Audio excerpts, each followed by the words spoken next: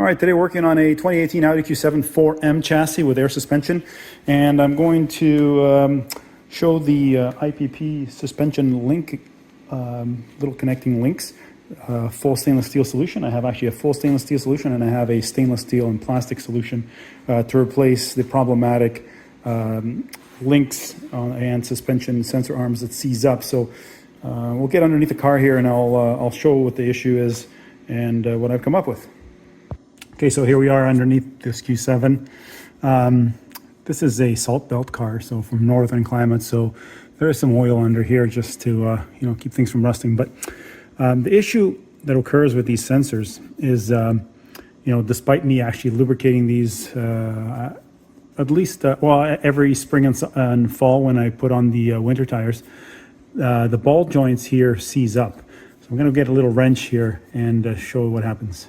Okay, so when these are new, these are supposed to move freely. Ball joints top and bottom. Now the top is never an issue because it's plastic on plastic. So the sensor ball joint that goes into this socket here is plastic, and the ball that goes into this socket is steel. So this is just a steel standoff here. It's got a nut on the opposite side, and then the steel rusts. The joint begins to seize.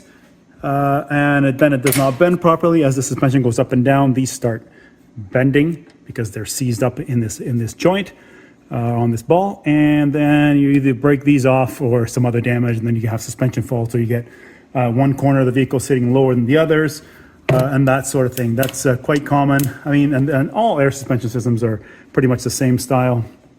4 sensors, 1 per corner. Detects the height of the vehicle. You raise it, lower it, so on and so forth, and it works like that. So there's 4 sensors on this vehicle, 1 per corner. So there's one here on the right front, and we got one here on the left front. Same idea. I don't know if this one is seized, but yeah, it's getting pretty seized. So and then we'll go to the rear. Same idea, slightly different implementation on the rear. Again, the ball joint on this end goes into it's a plastic joint and plastic socket, no problem. The top, as you can see, actually, as a matter of fact, this control, or this little linkage arm, is already starting to seize. It had a little bend in it, which will cause some erroneous readings to the air suspension control module, or actually more, it's called the level control module, LCM, module 34 in VCDS. Anyways, can lead to issues. So what I want to do is, you can see here, this is kind of seized. As I turn it, it doesn't really return to where it's supposed to go. So I have, like I said, a whole stainless arm with stainless ball ends, stainless sockets that go in onto the factory control arms, and or plastic sockets. So I'm just going to take a little break here. I'm going to take one apart, and then I'll be right back with a sensor linkage that I've developed. Okay, so we've got the old linkage here, and then the new one here, same size. Unlike the old linkage, which, I mean, it's all plastic, this part here is regular mild steel, which is the cause of the problem with this part seizing up. The ball joint itself corrodes, gets a little, swells a bit, seizes up this joint, and the whole thing can go south very quickly. So what I've done, I've already got the sensor loose. I'm just going to put this nut back on here and tighten it up so I can show how to R&R these sensors and install these new linkages. So I'm just going to tighten up this little nut on this M6 stud. So yeah, this new one is 100% 304 stainless. There's not anything on here that's magnetic. Even the little retaining clip for surfacing the ball joints. So you can remove this little retaining clip here and service the ball joints. That's also stainless steel.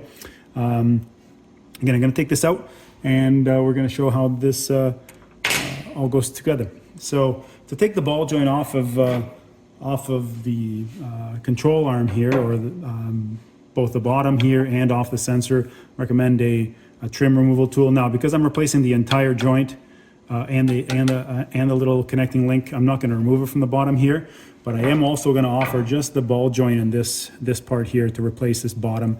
If like this vehicle here, the sensors are still good. Or the connecting links are still good. The plastic links, they're not too seized up yet, or I shouldn't say that, too broken or bent. But I'm going to replace the whole thing. because I want to test this out properly. What we're going to do, it's easier to take the bottom off here. So we're going to take the bottom off of the metal or the steel ball joint, and then the top will pry it off the plastic. It's easier to pry it off than to try a trim removal tool up here, because you risk breaking this plastic arm off of the sensor, and that's no good.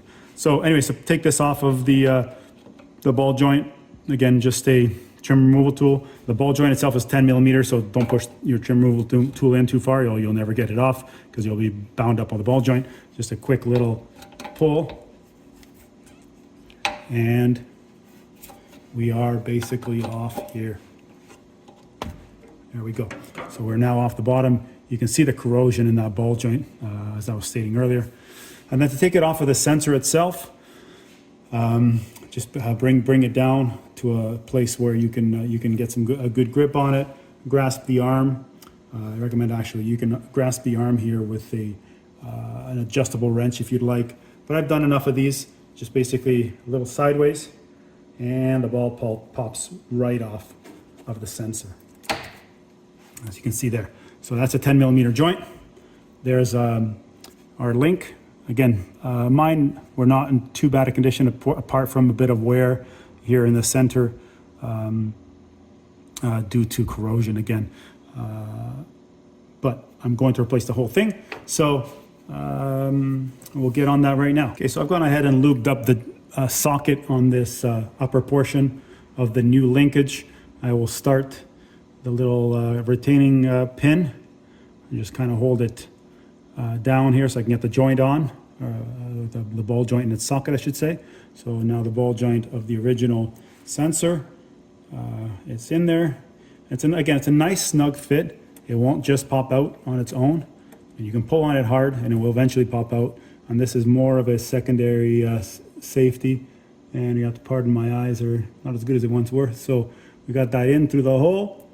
We clip it in, and that should never come out of there. Now, for the bottom side of it, I've already had this loose, so a 10 millimeter on this one side here should take this off without it spinning too much.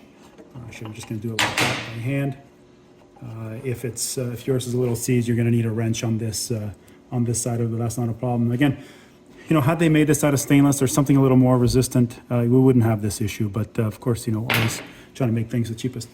So my solution here, what we've got, again, 10 millimeter offset, or sorry, 25 millimeter offset here. And instead of a stud with a nut, I've got a bolt going through the control arm to, again, the stainless steel coupling nut. So we're gonna go up. We're gonna start it.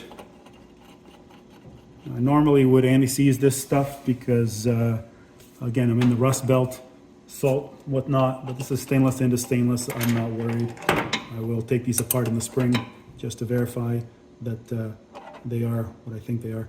So yeah, there we go. We've got this connected, nice and free, and no play in it. We're gonna do the other side and then we'll go on to the rears. All right, we're now at the rear, and the rear sensor and linkage is similar, different placement. Control arm that it's linked to is above the sensor, whereas in the front, on the front axle, the sensor is above the control arm. Some of the dimensions are also different. The arm is longer, the offset is less. But anyway, I've already got the sensor loose, or the linkage loose up at the control arm. So we're gonna remove that 10 millimeter bolt, or sorry, I should say 10 millimeter nut, it's M6. So we've got that off, and oops, I did not have the car turned off, and it's trying to adjust. But in any case, again, this here is kind of seized up a little bit here. And the car is going to continue to do things. It's not completely seized up, but it's getting there. So we're going to remove this like we did the others. Again, we're just going to kind of go backwards to its up against the ball joint here. I'm going to twist this. This is kind of throwing me for a loop here now. But okay, we've got it off now. Again, the offset here is different on the ball joint, but same idea. A ball joint nice and tight in there with a little capture, a little clip. Again, 100% stainless steel 304. No, nothing here, mild steel or anything that can corrode. We're going to put the bolt on the top through the control arm from the back to the front. I'm going to start that up and get it nice and tight there. So we've got it hand tight, and now we will tighten it up here with the 10mm wrench on the one side and a 10mm ratchet and socket on the other. So we'll do that now. Okay, nice and tight. And now we will remove this clip in order to install it on the lower ball joint and or sensor arm.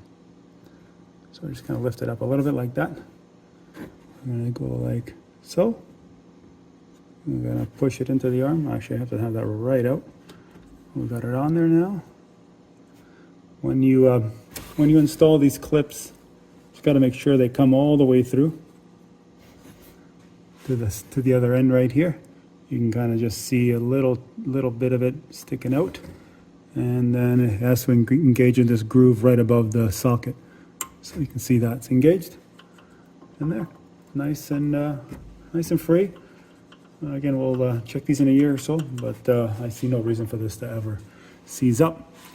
And yeah, that's basically in a nutshell what we've got. If one is familiar with motion ratios on the suspension, you can again adjust the length of that for either lifting the vehicle more than the usual, or lowering it by shortening them. But I'll look maybe into making some custom length rods for people that might want to do some off-roading or the like. But anyway, I'll go do the left side, and that concludes the installation of these stainless links. Thank you.